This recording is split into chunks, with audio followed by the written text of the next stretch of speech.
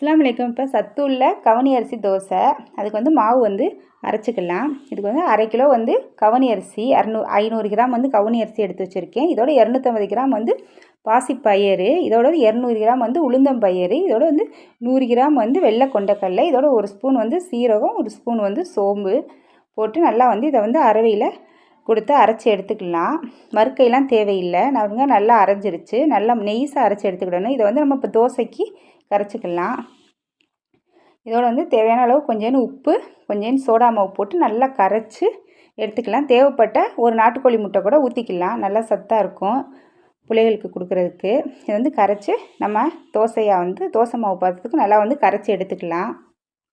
நல்லா வந்து கரைச்சாச்சு. இது வந்து அடுப்பில் கல்லை வச்சு நம்ம எப்பவும் போல் தோசை ஊற்றுறாப்புல ஊற்றிக்கலாம். இது வந்து ரொம்ப ரொம்ப சத்து. கவனி அரிசி, பாசிப்பயிறு, உளுந்தம்பயிறு, கொண்டக்கடலை எல்லாமே சத்து. நல்லெண்ணெய் ஊற்றி சுடுங்க. அப்போ தான் வந்து நல்லா வந்து சத்து கிடைக்கும். நீங்கள் வந்து ஒரு முறை செஞ்சு பாருங்கள். பிள்ளைகளுக்கு டெய்லி இதை சுட்டு கொடுத்தாலே ரொம்ப நல்லது. அஸ்ஸலாமு அலைக்கும்.